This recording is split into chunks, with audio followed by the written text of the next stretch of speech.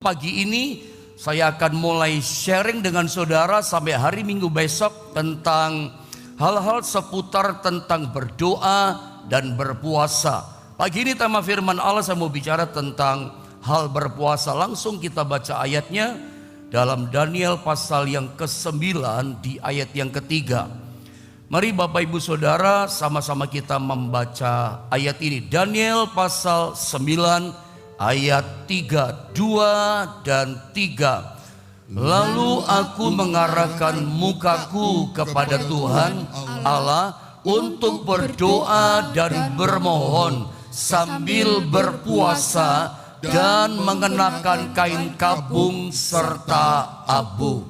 Baik, sebelum saya mencoba menjelaskan tujuan berpuasa dalam Daniel pasal 9 ayat yang ketiga, saya mau bawa saudara pada gambar PowerPoint yang pertama dulu. Ini seringkali menjadi pertanyaan banyak orang Kristen. Apakah orang Kristen itu harus berpuasa? Apakah berpuasa itu keharusan gitu loh bagi orang Kristen? Ini pertanyaan. Karena jujur saja kalau saya boleh ngomong, memang ada sih banyak orang Kristen berpuasa. Tapi justru realitanya yang kita dapatkan adalah tetapi yang terjadi lebih banyak orang Kristen itu tidak berpuasa. Yang berpuasa banyak, tapi kenyataannya yang tidak berpuasa bahkan tidak pernah berpuasa itu jauh lebih banyak. Makanya saya sodorkan, saya lepaskan kepada Anda pertanyaan yang pertama ini. Apakah harus gitu loh orang Kristen itu berpuasa? Sebelum Anda atau kita menjawab harus atau tidak harus, kita baca dulu deh ayat firman Allah. Ya, saya khawatir begini, ada banyak orang Kristen itu aneh gitu. Kristen kok berpuasa? Lu Kristen kok puasa sih gitu? Seolah-olah Kristen tuh nggak usah berpuasa gitu. Mari kita temukan jawabannya lewat ayat ini ya. Bukan kita yang jawab, bukan saya yang jawab, biar firman Allah yang jawab. Dan itu menjadi satu pegangan kompas dalam hidup kita. Dalam Matius pasal 6 mulai ayat yang ke-1 sampai selesai, itu adalah khotbah di bukit, suka disebut sebagai the golden rule ya. Ajaran emasnya Yesus. Khotbah di bukit sama banyak hamba Tuhan, sama pakar-pakar teologi ya, itu suka disebut sebagai undang-undangnya kerajaan sorga gitu ya. Ada paham ya? Khotbah di bukit itu suka disebut itu aturan sorga. Golden rule-nya Tuhan, aturan sorga, ajaran emasnya Tuhan, ajaran yang penting. Itu kewajiban, itu keharusan kita kerjakan. Makanya disebut khotbah di bukit itu golden rule, aturan emas Tuhan. Nah, Matius pasal 6 itu ada undang-undang sorga, aturan sorga tentang 3 kewajiban, 3 keharusan dari kehidupan kekristenan yang diajarkan dalam golden rule-nya Tuhan, dalam undang-undang perintah kerajaan sorga. Kita lihat yang pertama, kewajiban yang pertama, keharusan yang utama itu namanya memberi sedekah, berkorban. Matius 6 ayat yang kedua, saya baca langsung saja ayat 2. Jadi dikatakan apabila engkau memberi sedekah, ya apa dikatakan? Janganlah engkau mencanangkan hal itu seperti yang dilakukan orang munafik di rumah-rumah ibadat dan di lorong-lorong supaya mereka dipuji orang. Aku berkata kepadamu, sesungguhnya mereka sudah mendapat upahnya. Perhatikan kata yang dipakai Tuhan Yesus ketika dia berbicara mengajar tentang memberi sedekah. Kata yang dipakai adalah ini. Jadi apabila engkau memberi sedekah, bukan andai kata, tetapi apabila itu berarti nggak ada pilihan gitu. Kalau Tuhan berkata, jadi andai kata engkau memberi sedekah, berarti boleh tidak, boleh ya. Tapi yang dipakai bukan andai kata. Andai kata itu bukan keharusan, terserah kita. Tapi Yesus bukan mengajarkan andai kata engkau memberi sedekah. Kata yang dipakai, saya tegaskan, apabila engkau memberi sedekah, nggak ada pilihan. Jadi sebetulnya hidup Kristen, orang Kristen itu merupakan kewajiban bagi kekristenannya, keharusan bagi kekristenannya memberi sedekah. Makanya kata yang dipakai dalam ajaran emasnya Yesus adalah apabila engkau memberi sedekah. Gak ada pilihan, harus Kristen itu memberi sedekah. Dan saya pikir untuk kewajiban yang pertama, tidak ada di antara kita yang merasa kesulitan dan menolak ini. Mudah kita melakukan ini, tidak ada yang merasa sulit kita memberi sedekah. Kita dengan mudah kita melakukan tanpa komplain. Kewajiban yang pertama. Bagaimana dengan yang kedua? Yang kedua adalah hal berdoa. Kata yang dipakai sama, ayat yang kelima Matius 6. Dan apabila kamu berdoa, janganlah berdoa seperti orang munafik. Mereka suka mengucapkan doanya dengan berdiri dalam rumah-rumah ibadat dan pada tikungan-tikungan jalan raya, supaya mereka dilihat orang pamer doanya. Aku berkata kepadamu, semuanya sama ajarannya ya. Bicaranya, sesungguhnya mereka sudah mendapat upahnya. Sedekah tidak boleh pamer-pamer, ya tangan kanan memberi, tangan kiri nggak boleh tahu. Kalau kita pamer-pamer nggak dapat upah, upahnya cuma pujian dari orang, tapi nggak dapat upah dari Tuhan. Hal berdoa juga sama. Dan menariknya begini, urusan doa, undang-undang sorga juga sama perintah golden rule-nya. Apabila kamu berdoa, nggak ada pilihan. Orang Kristen mah harus berdoa. Urusan doa itu kewajiban, dan kita tidak ada yang namanya menerima kesulitan soal urusan ini. Bukan andai kata kamu berdoa loh. Apabila kamu berdoa, harus wajib orang Kristen berdoa. Dan urusan yang kedua, banyak kita sudah melakukan ini, gak ada persoalan buat ini. Bagaimana dengan yang ketiga? Yang ketiga adalah hal berpuasa. Kalimat yang dipakai sama, tetapi ayat 17 ya, ada dua ayat ini. Apabila engkau berpuasa, minyakilah kepalamu dan cucilah mukamu. Ini cara berpuasa, supaya jangan dilihat oleh orang bahwa engkau sedang berpuasa. Gak boleh digembar-gemborin, ditunjuk-tunjukkan, melainkan hanya oleh Bapamu yang ada di tempat tersembunyi. Maka Bapamu yang melihat yang tersembunyi akan membalasnya kepadamu. Balasnya bukan sembunyi-sembunyi, dibalas buka-bukaan sama Tuhan, terbuka. Ini upah daripada doa puasa. Tapi urusan yang ketiga pun sama.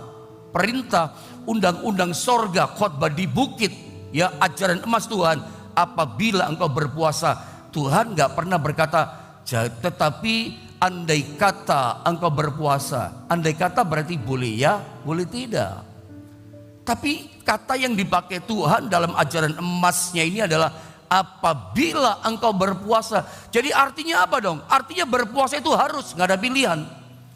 Sesungguhnya berpuasa itu adalah kewajiban daripada orang Kristen. Ya, gak ada pilihan saudara ya. Jadi kalau ditanya haruskah orang Kristen berpuasa? Ya harus.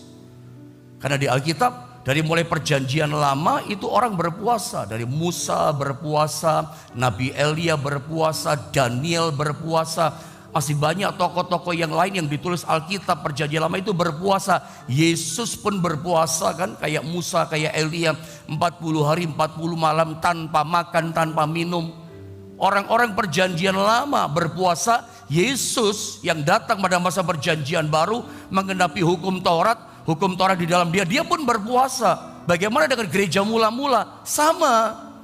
Gereja mula-mula para rasul-rasul pun mereka berpuasa. Dari mana kita tahu? Dari ayat ini. Mereka pun melakukan perintah Tuhan. Karena memang ini perintah keharusan. Doa itu iya, sedekah itu iya, tapi berpuasa itu juga iya. Jadi jangan ngomong gini ya, masa sih Kristen kok puasa? Anda jangan merasa aneh Kristen berpuasa. Kristen tuh berpuasa. Ayat ini yang mengajar gitu. Saya baca ya Kisah Rasul pasal 13 ayat 1 sampai 4. Atau saya minta tolong Pak David untuk ngirit suara saya ini ya agak serak. Kisah 13 ayat 1 sampai 4. Mari Pak David bantu saya, mari bantu kita. Pada waktu itu dalam jemaat di Antioquia ada beberapa nabi dan pengajar, yaitu Barnabas dan Simeon yang disebut Niger, dan Lukius orang Kirene, dan Menahem yang diasuh bersama dengan raja wilayah Herodes dan Saulus. Ada 5 nama-nama pemimpin rohani, 5 gembala-gembala yang ada, pembina rohani 5 disebutkan. Dari mulai Barnabas, Simeon, Niger dan seterusnya. Terus ayat yang kedua. Pada suatu hari ketika mereka beribadah kepada Tuhan dan berpuasa, Ya, dan berpuasa. Terus dikatakan apa? berkatalah Roh Kudus, khususkanlah Barnabas dan Saulus bagiku untuk tugas yang telah kutentukan bagi mereka. Ayat 3. Maka berpuasa dan berdoalah mereka. Maka berpuasa dan berdoalah mereka. Pasangan dia, berdoa, berpuasa. Berpuasa mesti berdoa Dan setelah meletakkan tangan ke atas kedua orang itu, mereka membiarkan keduanya pergi. ayat yang keempat. Oleh karena disuruh Roh Kudus, Barnabas dan Saulus berangkat ke Seleukia, dan dari situ mereka berlayar ke Siprus. Saya ulang, perhatikan. Orang-orang perjanjian lama mereka melakukan perintah hukum Taurat, berpuasa. Jadi perintah Allah Israel kepada orang Yahudi dalam hukum Taurat, berpuasa itu harus. Makanya orang Farisi menyombongkan diri berkata, kami ini berpuasa 2 kali 1 minggu. Tuh orang perjanjian lama berpuasa tuh. Yesus bagaimana? Berpuasa. Bagaimana dengan rasul-rasulnya, gereja mula-mula? Mereka berpuasa. Ayat ini yang bilang, mereka mentaati kewajiban keharusan perintahnya Yesus dalam the golden rule tadi. Rasul berpuasa dalam ayat ini tadi, ini terjadi pada gereja mula-mula di Antioquia, jemaat Antioquia. Mereka berpuasa gitu loh. Ada 5 orang lagi berdoa berpuasa, dapat pewahyuan. Ada 2 orang yang diutus dalam tugas rasuli, tugas apostolik. Ya, nanti ke Siprus ditugaskannya adalah untuk memberitakan Injil, tugas apostolik. Roh Kudus bicara 2 orang yang diutus, itulah Paulus tadi dan Barnabas. Saulus dan Barnabas atau Paulus berangkat, saudara ya. Jadi ketika mereka berpuasa mendapat pewahyuan, yang saya mau tunjukkan sama saudara ini loh, ya. Perjanjian lama berpuasa itu ya harus, perjanjian baru Yesus pun berpuasa. Gereja mula-mula, gereja yang penuh dengan kuasa, mereka juga para rasul juga mengajarkan para rasul kepada pengikutnya, jemaatnya, berpuasa itu keharusan. Makanya gereja mula-mula menjalankan yang namanya puasa. Bagaimana dengan kita? Ya kita ikut ajaran Tuhan berpuasa. Karena ada banyak pertanyaan, karena rupanya seperti perkataan saya dari awal, karena ini kan pelayanan online, saya bukan sedang berbicara kepada jemaat lokal yang saya gembalakan, tatap muka di GSP di Jombang. Saya sedang berbicara kepada luas ini, kepada saudara semua yang saya gembalakan secara online. Ada banyak chat yang masuk ke saya. Ini membuktikan banyak orang yang berpuasa sih iya, tapi lebih banyak lagi yang memang gak pernah berpuasa, bahkan gak ngerti tentang berpuasa. Makanya pertanyaan gini, apalagi yang dari agama yang lain, dulunya nyebrang ke Kristen, bingung. Justru saya berkata, kalau Anda dari kepercayaan yang lain nyebrang ke Kristen, letakkan dulu pemahaman saudara yang dulu yang diajarkan dengan berpuasa Kristen beda sama sekali. Berpuasa kita dengan orang Yahudi beda. Orang Yahudi berpuasa itu saklek aturannya hukum Taurat. Kita sudah tidak di bawah perintah hukum Taurat. Makanya kapanpun kita berpuasa iya bebas. Nanti saya tunjukkan ayatnya. Tapi langsung saya tembak saja untuk ngirit waktu ya. Saya mau coba bagi sama saudara berdasarkan pertanyaan-pertanyaan yang mendasar tentang berpuasa. Ini dasar pengajaran tentang berpuasa. Dengarkan baik-baik. Bagaimana persiapan untuk berpuasa? Ya, yang pertama dan yang paling penting saya ajarkan sama saudara adalah sikap iman kita. Jadi kalau Anda tanya, Pak Pendeta saya mau puasa, bagaimana persiapan yang pertama untuk saya berpuasa? Persiapan yang paling penting saudara ya, selain kesehatan kita, yang nomor 1 adalah sikap iman kita, sikap hati kita. Saya niat puasa, nah siapkan imanmu. Ada yang tanya sama saya gini, ini maaf ya, karena pertanyaan ini pertanyaan klise. Pada waktu saya menggembalakan di Jombang, pertanyaan ini muncul. Di jemaat online banyak sekali muncul, ingin berpuasa. Maaf ini kata-kata saya, bukan jorok ngomongnya. Bagaimana Pak kalau datang bulan menstruasi boleh berpuasa? Boleh, boleh. Ya, di kepercayaan Anda lama mungkin tidak boleh, itu hukum Taurat. Ya, kita hidup dalam masa anugerah. Kita mau berpuasa itu sikap iman. Saya mau berpuasa hari ini. Komitmen kita berpuasanya adalah 40 hari. Mulai hari Senin 6 sampai 14 April. Dan berpuasanya kita adalah bebas loh. sikap iman. Jadi kita memulainya iman nih saudara ya, dengan sikap hati, kemurnian hati, kesucian hati. Aku mau berpuasa 12 jam. Jam 6 pagi sampai jam 6 sore buka. Itu kan komitmen iman. Itu sikap iman. Anda nangkep ya maksud saya ya. Berangkatnya berpuasa nomor 1 persiapannya sikap iman, sikap hati yang murni. 12 jam sikap iman kita. Itu kan komando dari saya kan. Ada yang tanya, tapi Pak, saya kan minum obat. Ada yang pertanyaan begitu kan. Dari jemaat online banyak loh. Saya nggak bisa Pak berpuasa minum obat. Ya Anda kalau minum obat ya pagi-pagi itu minumlah obat. Anda boleh makan sedikit, minum obat, jam 6 teng berpuasalah. Tapi siang saya mesti minum obat. Berarti berpuasalah sampai jam berapa minum obat siang itu? Jam 12 kah, jam 1 kah? Berarti puasa 6 jam ya. Sikap imanmu seperti itu tidak apa-apa. Tidak membatalkan puasa. Ini bagi saudara, khusus saudara yang ada sakit. Saya kasih solusi. Karena Anda buka siang itu tidak membatalkan puasa saudara. Ya memang karena kesehatan tubuh. Anda ikuti kata dokter itu loh maksud saya. Pendeta gak boleh paksa saudara. Sikap iman. Upahnya bagaimana? Ya saya pikir upahnya sama lah. Ya, mau Anda 12 jam, 6 jam, Anda terima niatan hatimu. Puasa itu bukan nyiksa badan loh ya. Puasa itu bukan nyakiti organ tubuh kita. Tak siksa badanku gak makan. No, bukan itu. Yang membuat Anda didengar doanya, yang membuat Anda dikabulkan doanya, kuasa dicurahkan, itu bukan karena Tuhan tidak lihat makanmu. Enggak, no, sama sekali gak seperti itu. Itu pandangan yang keliru. Makanya berpuasalah secara Kristen, kewajiban kita. Taruh dulu pemahaman yang lama. Sebab kita puasanya bukan puasa Taurat, mesti saklek begitu. Iman kita kerjakan. Tahu iman? Iman itu untuk Tuhan. Tuhan, aku mau puasa gini-gini Tuhan. Ya iman saudara bagaimana? Saya bisanya cuma sampai siang Tuhan. Jam berapa? Jam 1 kah? Karena Anda sakit. Jadi jangan halangan loh. Kalau Anda sehat, ya sampai selesai lah bersama dengan kami sampai jam 6 sore. Ini saya dorong loh saudara ya. Jadi jangan jadi halangan gitu. Puasa itu niat iman. Saya kasih solusi. Karena memang seperti itu. Kekristenan itu kuasanya bukan nyiksa badan gitu. Tapi kalau Anda kuat, saya percaya ada satu berkat yang spesial Tuhan berikan pada saudara. Jadi nomor 1 adalah sikap iman, sikap hati. Sekarang saya beranjak ya, supaya bisa dapat banyak ya tentang doa puasa. Saya lanjutkan tentu di minggu besok. Anda ikuti ya. Dan saat kita berpuasa, sikap iman itu udah betul, murni, hati suci, saudara ya. Ada janji Tuhan pada saat kita berpuasa. Apa janjinya? Tadi barusan kita baca Matius 6 ayat 17-18, atau saya baca pelan-pelan, sekali lagi saya baca. Tetapi apabila engkau berpuasa, minyakilah kepalamu dan cucilah mukamu, supaya jangan dilihat orang bahwa engkau sedang berpuasa, melainkan hanya Bapamu yang ada di tempat yang tersembunyi. Bapa itu roh, tidak kelihatan. Dia tidak kelihatan di tempat tersembunyi. Maka kalau kita berpuasa dengan niat iman yang benar, Bapamu yang ada di sorga, yang melihat yang tersembunyi itu, akan membalasnya kepadamu. Dengan kata lain, Tuhan menjawab doa puasa kita itu tidak sembunyi-sembunyi, dibalas. Puasa itu ada upahnya. Perhatikan kalimatnya ini.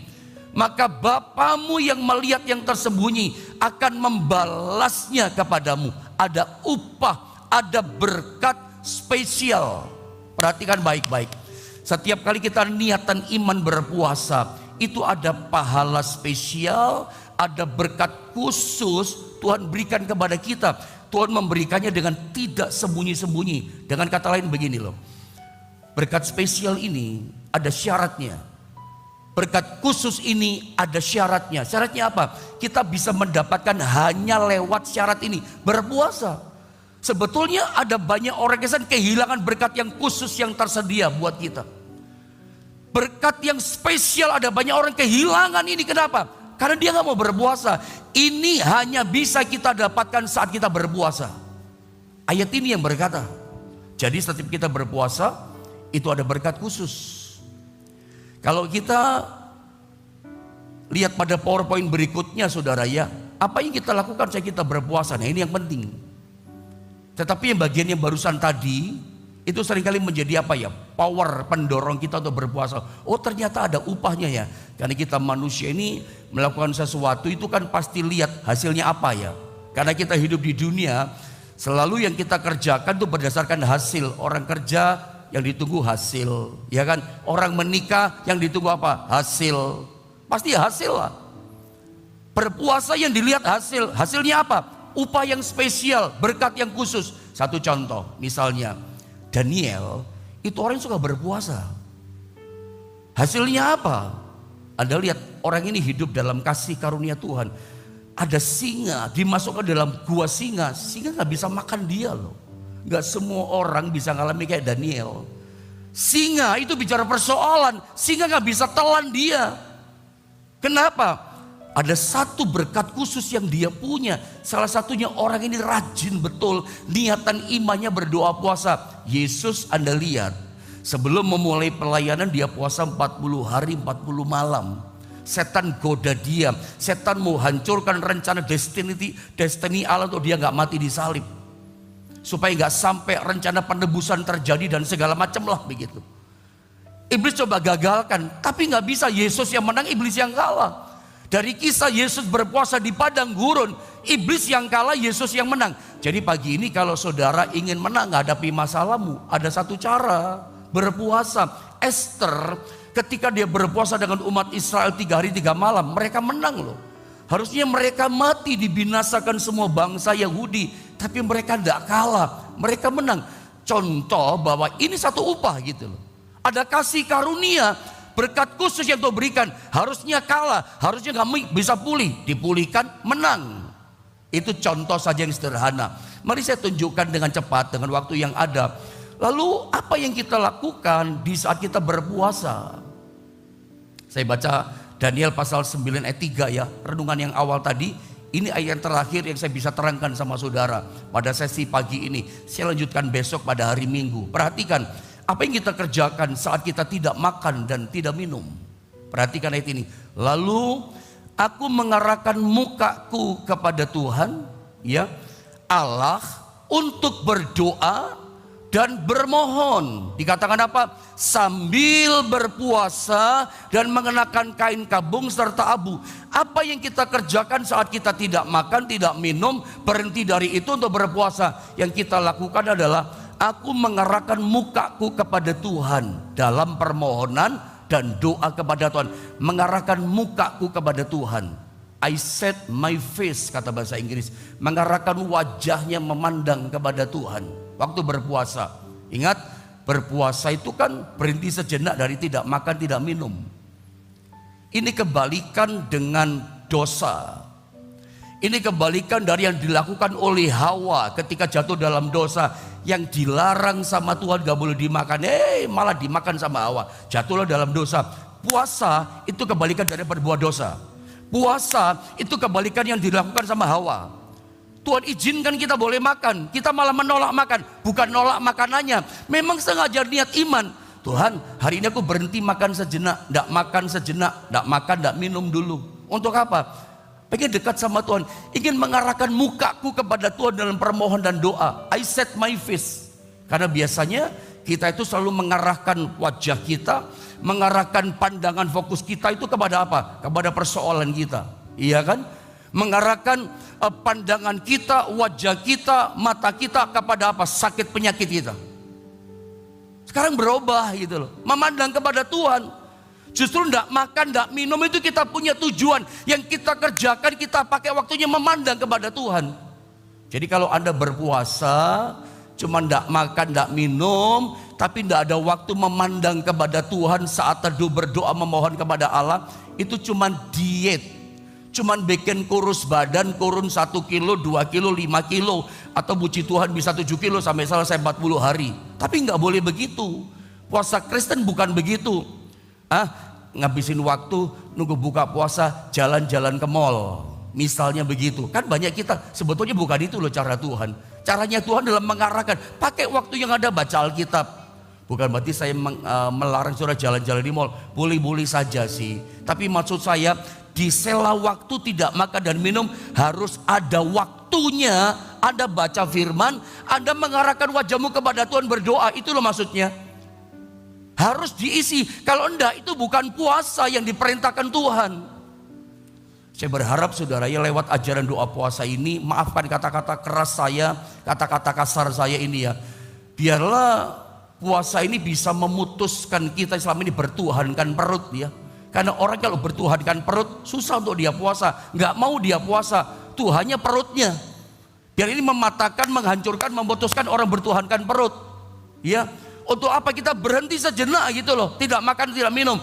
Untuk kita bisa memandang kepada Tuhan. Puasa itu mengarahkan muka kita kepada Tuhan. Biasanya selalu lihat persoalan, lihatnya penyakit kita, lihatnya problem kita, lihat apa lagi saudara ya, kesulitan kita, lihat pekerjaan kita, segala macam kerewelan, keruwetan yang ada. Sekarang lewat doa puasa itu sangat menolong kita untuk mengarahkan muka kita kepada Tuhan dalam doa dan permohonan sambil berpuasa. Jadi puasa itu sesuatu yang luar biasa. Dan ada kan Daniel ketika berpuasa ini, apa yang terjadi?